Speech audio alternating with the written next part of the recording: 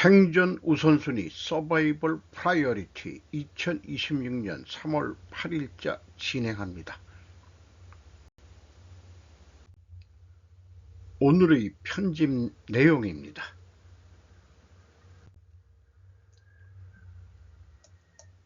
폐가망신 경고, 이 취임 후 10여 번 써 주가 산재 등 겨냥. 동아일보 3월 7일자입니다. 재산 다 쓰고 못 망친다 폐가망신. 회의 SNS에서 A형 확실히 보여줄 것. 주로 주가 조작, 산재, 공직부패 등 겨냥. 여대 대통령 중 노윤도 사용한 적 있어. 주식시장에서 장난치다간 폐가망신한다는 걸 확실히 보여주겠다. 이재명 대통령이 지난해 6월 11일 취임 일주일 만에 첫 현장 행보로 나선 한국거래소에서 한 말이다. 단순히 실패하는 수준이 아닌 재산과 명예, 사회적 지위까지 모두 잃는 심각한 몰락을 의미한다. 이 대통령은 취임 후 9개월간 공식 석상과 사회관계망 서비스에서 폐가망신을 10여 차례 언급했다. 초국가적 범죄, 산재, 부패에도 폐가망신 경고. 스캠, 사기 등 초국가 범죄에 대해서도 폐가망신 경고가 나왔다. 줄곧 주식시장을 겨냥하던 폐가망신 경고가 캄보디아 등 동남아 지역에서 잇따른 한국인 대상 범죄로 향했다. 6일 수석 보좌관 회의에선 국민 실생활에 미치는 영향이 큰 마약범죄, 공직부패, 보이스피싱, 부동산 불법행위, 고액 악성 체납, 주가 조작, 중대재해 같은 7대 비정상의 정상화에 최대한 속도를 내야 한다며 부당한 이득을 취하려다가 걸리면 회생 불가능할 정도로 폐가 망신할 수 있다는 인식이 자리 잡도록 해야 한다고 했다. 이 대통령은 1월 30일 X에 스캠 범죄 단속 성과를 전하며 한국인 건들면 폐가망신 빈말 같습니까? 고 적었다. 같은 내용을 캄보디아 공용어인 크메르어로 병기하기도 했다. 캄보디아 전체를 범죄 집단으로 낙인 찍는 오해를 불러일으킬 수 있다는 지적이 제기됐다. 당시 캄보디아 측은 김창룡 주 캄보디아 대사를 불러 이 대통령이 올린 글에 대해 문의한 것으로 전해졌다. 결국 이 대통령은 해당 게시물을 삭제했다.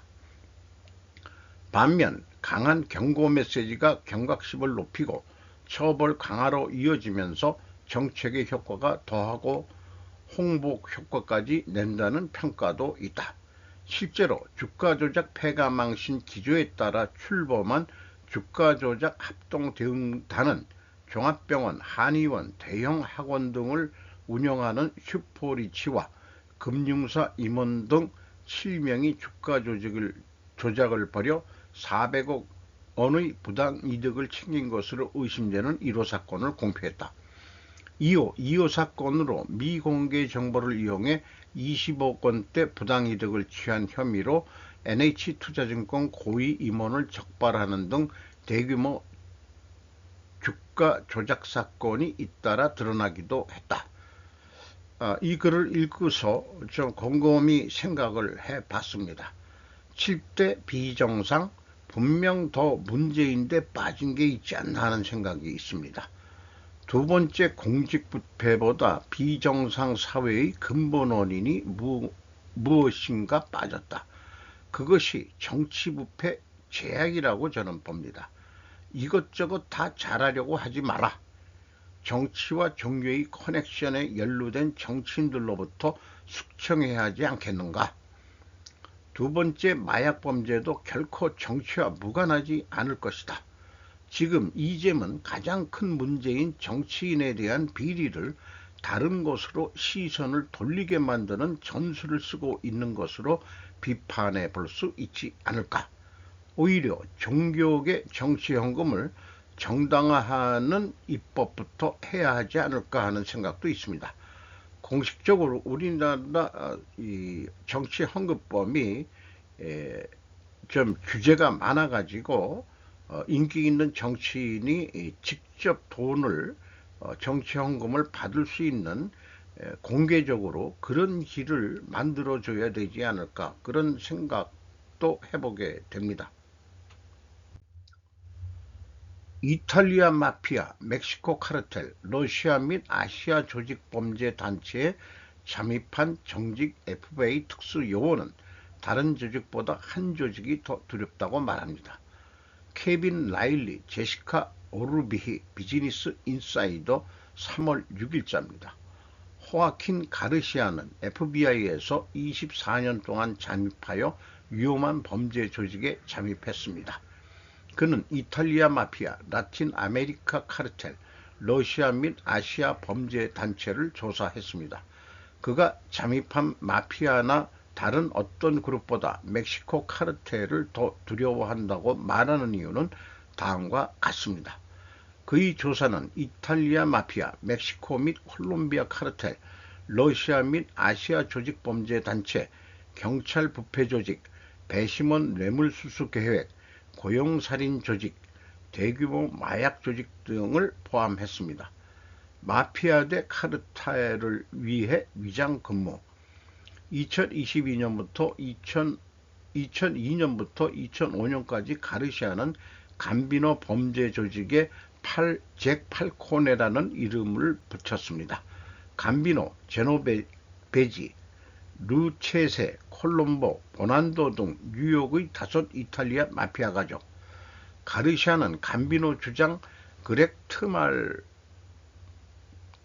드팔막의 운전기사이자 절친한 친구가 되었습니다.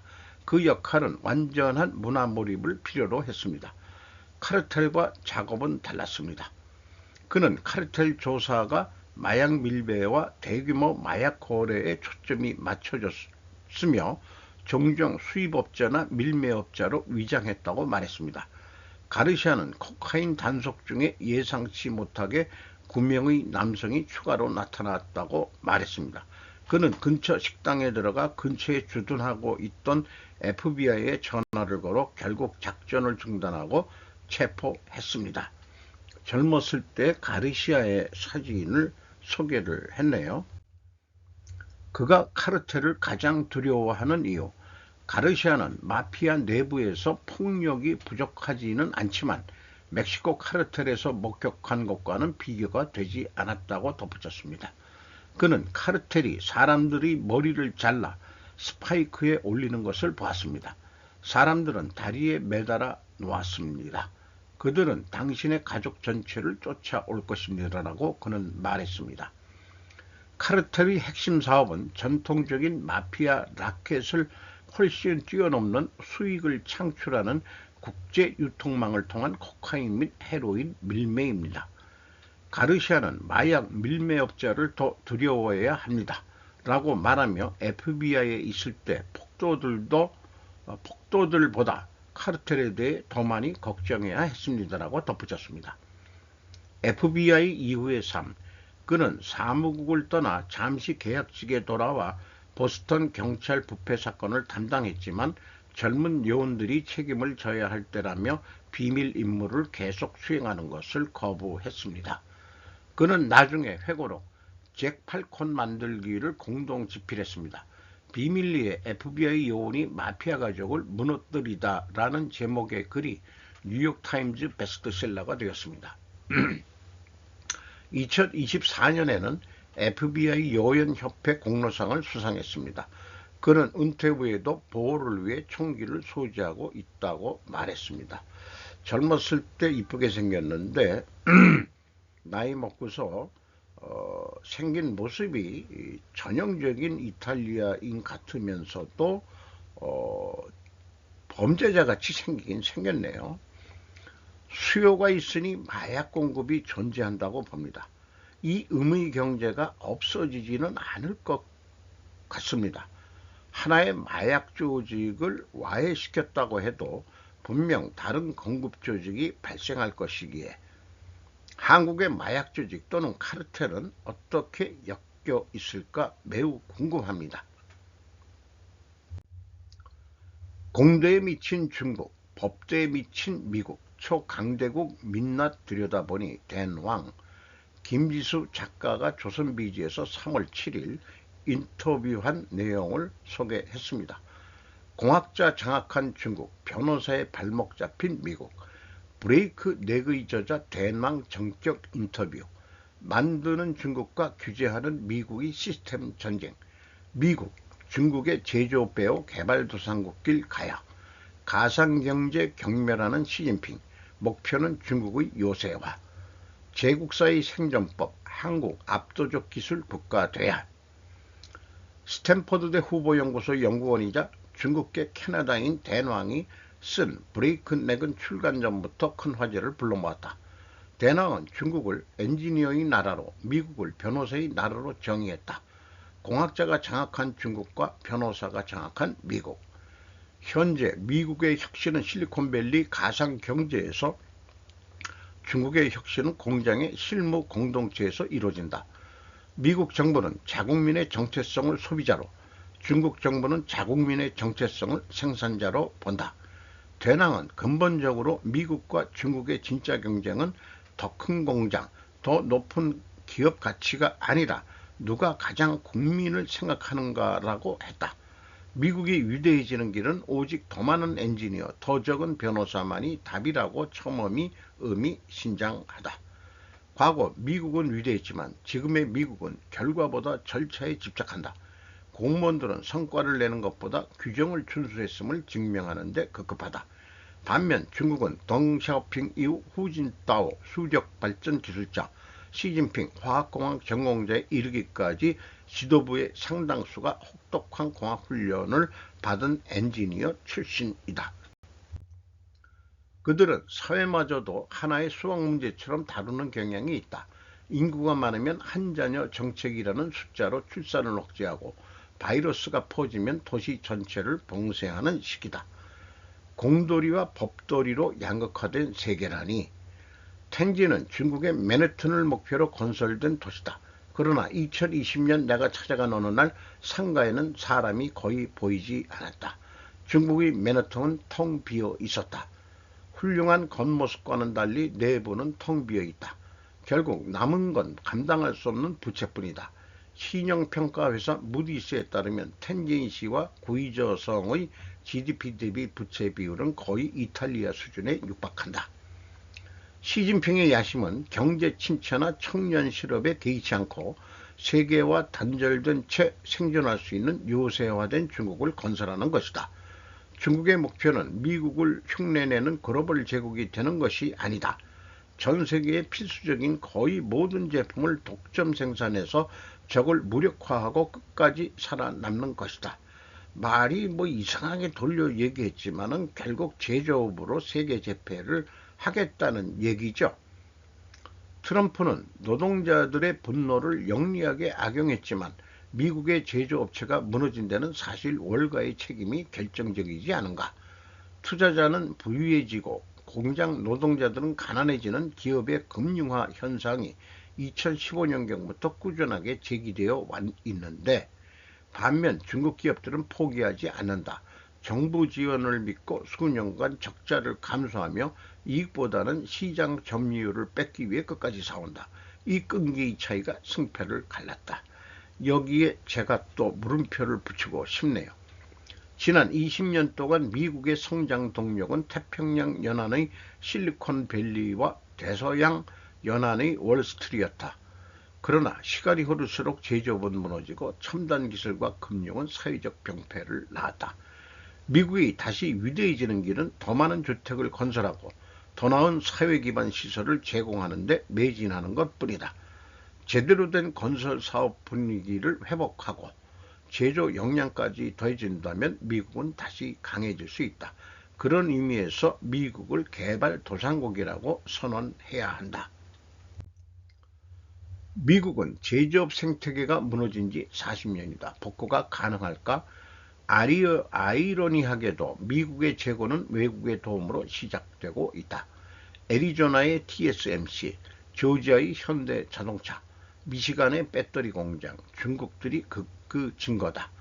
미국이 제조 기반을 재건하려면 아시아의 도움을 크게 의존할 수밖에 없다. 가장 이상적인 건 중국 제조업체들의 도움을 받아들이는 것이다. 한국은 산업정책 분야에서 모범적인 성과를 보여온 나라다. 반도체, 특히 최근 주목받는 고대역폭 메모리를 비롯해 조선, 자동차, 화학 등 여러 산업에서 여전히 강력한 경쟁력을 유지하고 있다. 인구 규모가 크게 차이나지 않는데도 캐나다보다 훨씬 뛰어난 기술 역량을 축적해 왔다는 사실이 놀랍다. 계속해서 위대한 기술을 만들어내라.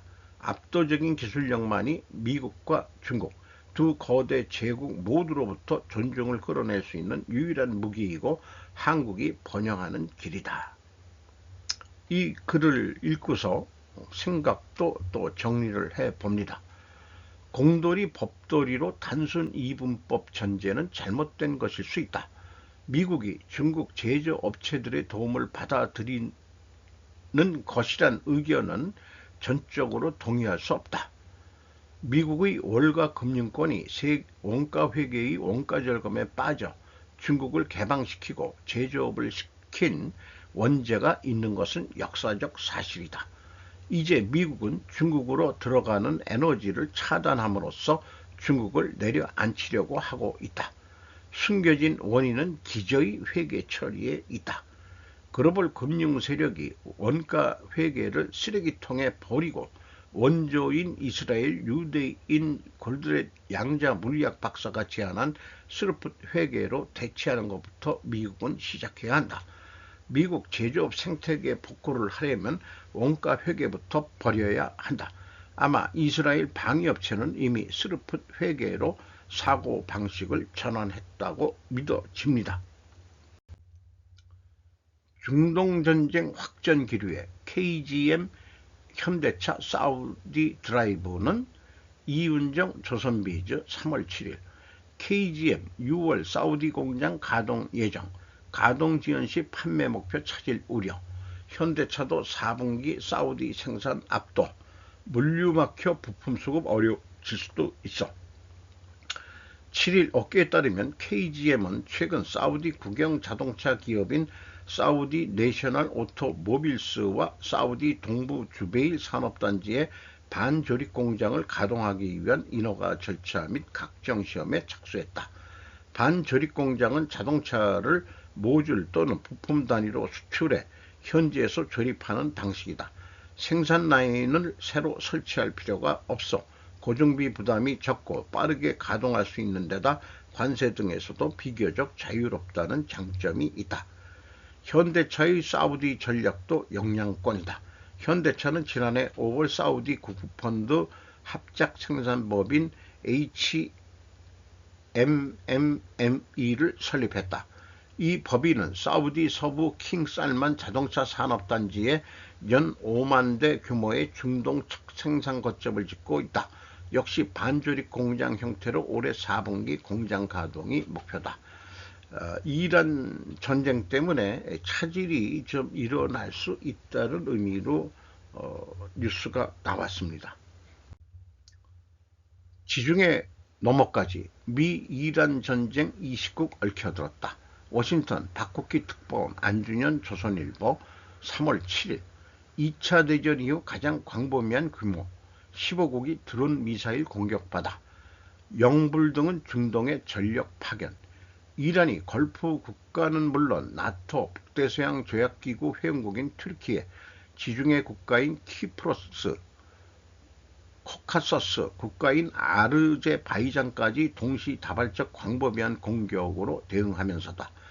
이스라엘과 레바논 무장정파 헤즈볼라도 맞불 타격을 주고받으며 또 다른 전선을 형성하고 있다. 이란은 5일 이스라엘과 걸프 국가의 미국 시설을 겨냥한 20번째 일제 공격을 벌였다고 외신들이 전했다. 이스라엘을 향해서는 중거리 미사일 K바르가 동원됐다. 유럽 문턱까지 미사일 날리는 이란, 열받은 EU 7국 해군 파병, 사방으로 튄 불똥, 15국 동시다발 폭음, 지중해 건넌 확전 불길 유럽 해군 파병. 이 이란이 여러 나라의 그 미사일을 발사하고 드론을 발사한 것은 주로 미군 기지 시설이 있는 데라는 것에 대한 해석이 있죠.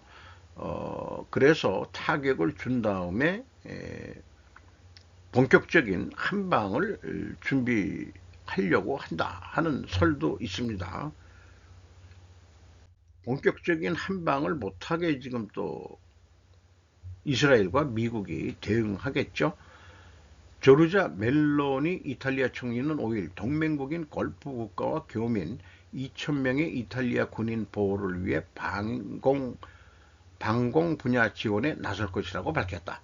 스페인과 네덜란드 역시 이탈리아와 함께 방공 임무를 맡을 해군 전력을 키프로스에 파견하기로 했다. 앞서 프랑스는 자국 기지에 미군 항공기 주둔을 일시 허용하고 중동 지역에 라팔 전투기를 동원했으며 영국은 방어작전 강화를 위해 카타르에 타이푼 전투기 4대를 추가 배치하기로 했다. 독일 역시 이란의 영내 공격에 유감을 표명했다. 군사 작전을 주도하는 미국과 이스라엘은 공세의 고삐를 더욱 쬐고 있다. 미국과 이스라엘은 5일 이란 방공망의 80%, 탄도미사일 발사대의 60% 이상을 파괴했다고 밝히며 이란 정권의 미래 미사일 생산 능력 등 군사력 역량을 체계적으로 해체하기 위한 다음 단계 작전에 돌입했다고 선언했다. 이란 종전 중재 시도, 트럼프 무조건 항복 외 합의 없다. 김지훈 국민일보 3월 7일. 트럼프 대통령은 여전히 강경한 입장이다. 그는 트루스 소셜에서 이란을 다시 위대하게 라고 적으며 그렇게 해서 이란을 경제적으로 어느 때보다 훨씬 더 크고 더 좋고 더 강하게 만들 것이다. 이란은 위대한 미래를 맞이할 것이라고 말했다.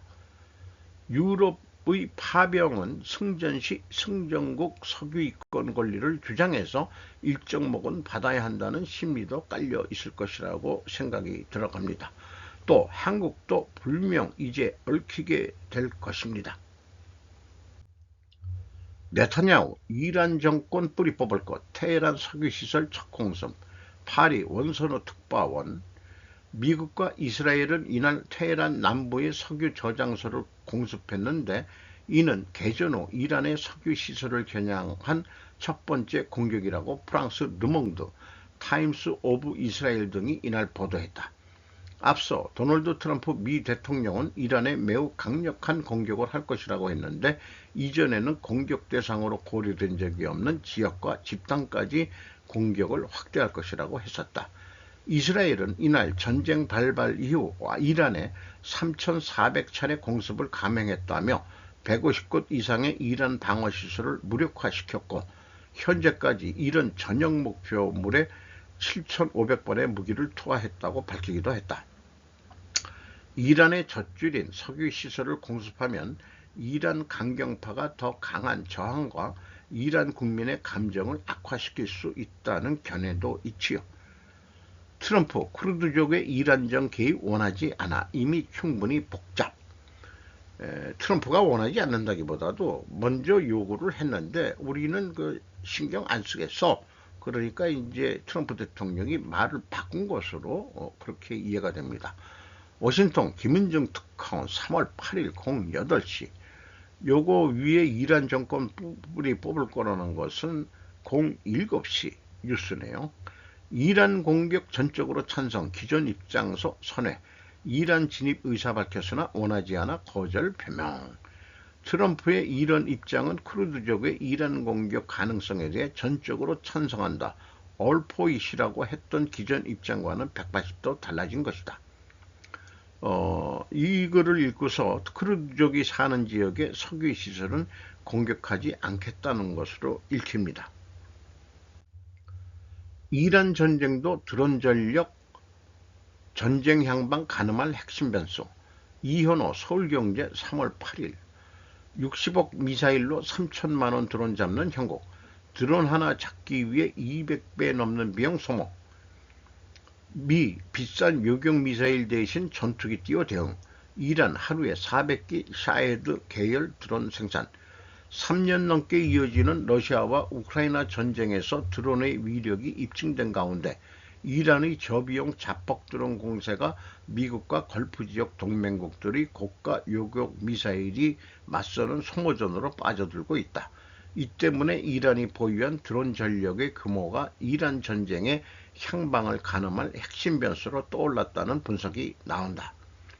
이란의 저비용 자폭 드론 공세가 미국과 걸프 지역 동맹국들의 고비용 방공망을 압박하며 무기 재고를 빠르게 고갈시키고 있다. 이런 추세가 지속되면 이란의 무기고가 먼저 바닥날지, 눈덩이 비용과 반전 여론 때문에 미국이 먼저 후퇴할지의 전쟁 결과가 달렸다는 관측까지 나오고 있다. 블룸버그는 이 소모전에서 더 오래 버티는 쪽이 전쟁에서 우위를 점하게 될 전망이라고 분석했다. 그러면서 이란 입장에서 소모전 전략은 작전상 타당한 면이 있다며 방어하는 측의 요격 미사일을 고갈시키고 걸프 국가들의 정치적 의지를 꺾고 미국과 이스라엘이 군사작전을 중단하도록 압박하려는 계산이라고 평가했다. 이거는 지하에 있는 이란의 샤헤드 드론 창고를 보여주는 사진입니다. 이란 방송이 공개한 것이라고 합니다. 애리조나 스타트업이 만든 복제 드론 전쟁의 성격을 바꾼다. 뉴욕 윤주헌 특파원 조선일보 3월 8일 09시입니다. 제작비 약 5,200만원 소형 드론 루카스, 목표물 향해 수백 마일 자율비행의 타격, 값싼 무기 대량 생산 중요한 미래전쟁 모습. 지금은 상대국 기술을 모방해 저렴하게 만드는 소형 드론으로 효율적인 공격과 방어를 동시에 펼치고 있다는 것이다. 미군은 이번 이란전에 자폭형 공격 드론 루카스를 투입했다. 이 드론은 미국 애리조나의 스타트업 스펙트로웍스가 제작했다. 루카스는 이란이 페르시아만 국가들을 위협하기 위해 제작한 샤헤드 페르시아로 목격자라는 뜻 136을 재설계해 만들었다. 2024년 미군은 사이드에 대응할 방어책을 개발하는 과정에서 새 제품을 만들기보다 이 드론을 복제해 사용하면 된다는 점을 착안했다고 전해진다. 모방을 통한 재창조로 기술개발 속도전을 벌이는 실리콘밸리 문화에 가까운 방식이 적용됐다는 의미다. 도널드 트럼프 정부는 예산안에 드론과 관련한 프로그램에 지출할 예산으로 11억 달러, 약 1조 6,300억 원을 배정한 것으로 알려졌다. 그 돈 가지고 되겠습니까? 더 돈을 많이 써야 되겠죠? 지난해 12월 아라비아에서 작전 중인 연안 전투함에서 발사되고 있는 루카스의 모습 사진을 게재를 했습니다. 그래서 대만은 일본의 호의적인 나라가 되었다. 중국이 저버린 섬을 근대화한 현지에서는 누구나 아는 일본인의 이름. 프레지던트 온라인 3월 7일자입니다. 중국 공산당이 말할 수 없는 일중 근현대사 신초 신서를 요약해서 소개를 하고 있습니다. 역사적으로 대만은 누구의 것도 아니었다. 실제로 요나구니 섬 이남의 대만, 루손, 민다나오, 칼리만탄, 보르네오, 술라웨시, 세레베스, 자바, 발리, 수마트라로 이어지는 일련의 섬들은 무역 중계지만 있을 뿐 인구도 희박하고 해양민족인 말레인들이 팔랑팔랑 살았을 뿐이다. 바스코 다 가마나 마젤란 같은 유럽인이 범선으로 아시아에 와서 이 섬들을 정복하는 것은 15세기 말부터입니다. 일본 전국시대 말기네요. 16세기에 포르투갈인들이 내항하여 대만섬을 보고 포모사 아름다운 섬이라고 불렀습니다. 그 후 17세기 전반에 네덜란드인이 나타나 타이난 부근에 상륙하여 젤란디아 성을 쌓아 거점을 삼았습니다. 다만 네덜란드의 지배가 대만 전역을 미치고 있던 것은 아니고 주로 남서부의 연안 지역에 한정되어 있었습니다. 그 네덜란드 세력을 반청 복명을 내세웠던 정성공이 구축하고 정권이 약 20년간 지속되었지만 그 지배의 중심도 타이난 주변에 한정되어 있었습니다. 거들떠보지도 못한 말라리아 땅. 정성공의 아버지 정기룡의 시대는 외구 후기에 해당하며 동아시아의 연안 지역에서는 교육, 밀무역과 해적 행위를 겸하여 때로는 군인으로서 활약하는 사람들이 있었습니다. 외구라고 해도 처음에는 일본인이 중심이었지만 후기에는 오히려 중국인이 주체가 되었습니다. 대만의 타이난, 대륙에서는 푸젠성, 광둥성, 류구, 나가사키와 같은 지역 사이를 오가며 활동했기 때문에 당시에는 오늘날과 같은 국경의식이 거의 존재하지 않았다고 할 수 있습니다. 다만 정성공은 곧 사망하고 아들 정경이 정씨 정권을 계승했는데 이것도 20여 년 만에 1683년 청나라에 의해 멸망당했습니다. 결국 대만은 청나라의 지배를 받았지만 당시에는 이게 한자를 저래도 뭐라고 장만의 땅? 여겨졌고 실제로는 거의 방치된 상태가 지속되었습니다. 청조가 아무것도 안 하니까 일본이 통치한 청일전쟁 후 시모노세키 조약에서 요동 반도에 그토록 집착해 삼국 간섭까지 연출한 리홍장이 대만은 아주 쉽게 일본에 할양한 것이죠. 대만을 잡자고 제안한 것은 이노우의 다케시입니다. 너무 강조하면 식민지 지배 미화라는 비판을 받을 수 있지만 일본에 의한 대만 통치 1895년에서 1945년은 일정한 성과를 거두어 대만 사회의 근대화를 촉진했습니다. 예를 들면 식민지 재정은 비교적 조기에 안정되었고 지방교부세와 같은 보조도 2, 3년 안에 불필요하게 되었다고 합니다. 아베 신조보다 더 유명한 일본의 영웅. 대만에서 지금도 가장 유명한 일본인은 핫다 요이치입니다. 동경 제국대학 공학부를 졸업한 후 젊은 나이에 대만으로 건너가 오산두 댐을 건설하여 관계사업을 추진하고 가남평원을 대곡창지대로 변모시켰습니다. 이 사업으로 수질에 개선되어 당시 만연했던 질병 억제로도 이어졌습니다.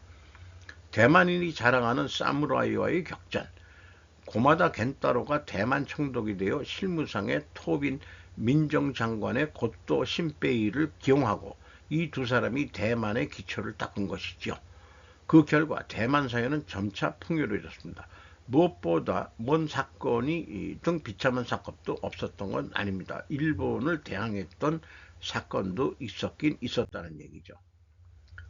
한대와 명대보다는 이전에 창립된 대만의 제국대학. 일반적으로 고사족이라고 칭했지만 실제로는 대만 원주민에게는 다양한 소수민족이 존재해 서로 말이 통하지 않는 경우도 많았다. 그래서 일본어가 실질적으로 공통화가 된 시대도 있었습니다. 또한 지난 전쟁에서는 많은 원주민이 다카사고 의용대로 징용되거나 지원했지만 일본인으로서의 긍지를 가지고 싸웠던 일이 전해지고 있습니다. 일본 제국은 식민지 사람이라도 제대로 군대에 가면 차별하지 않았습니다. 식민지인들만의 부대를 만들어 위험한 일을 강요하던 유럽 국가들과는 다릅니다. 또한 식민지 사람들의 고위 장군이 되어 일본인 병졸들을 지휘하기도 했습니다. 한국 출신의 홍사익은 중장까지 올랐습니다. 리동후이 총통도 제국 육군 소위죠. 일본의 식민지 통치는 기본적으로 내지의 연장이기 때문에 인프라뿐만 아니라 교육에도 열심히 했습니다. 타이베이 제국대학은 1928년에 도쿄대, 교대, 토호쿠대, 큐슈대, 홋쿠대에 이어 창립되었습니다. 1931년에 오사카 대학, 1939년에 나고야 대학 창립보다도 빠르다. 참고로 경성제국대학 창립은 1924년입니다. 한반도 땅을 더 빨리 경성제국대가 우리나라 지금 서울대의 전신인가 그렇죠? 네. 한반도 조선 식민지 근대화론 일정 부분 수용하고 인정할 것은 인정해야 된다는 생각이 들어갑니다. 참고적으로 감사보고서 네이버 거하고 삼성 SDS인데 네이버 영업이익률 3.1% 감소했습니다. 삼성 SDS 영업이익률 0.2% 증가했습니다. LG화학 영업손실 2,105억 원입니다. 281.9%나 영업이익이 감소했습니다. 1.7% 영업이익률 더 떨어졌습니다. LG이노텍 영업이익률 0.1% 하락했습니다.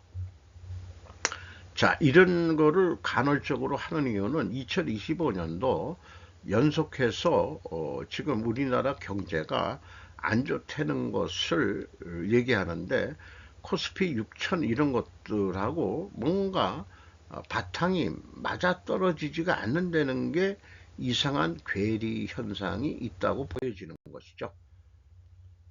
이건 참고적으로 포스트 증권을 생각하자 제가 좀 정리한 건데 요거는 제가 참고 자료로 어저께 밤에 열심히 타이핑을 해서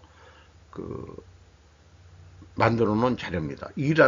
트럼프의 이란 프로파간다 이런 제목으로도 정리를 해봤고 그렇습니다. 오늘도 좋은 하루 되시기 바랍니다. 굿바이.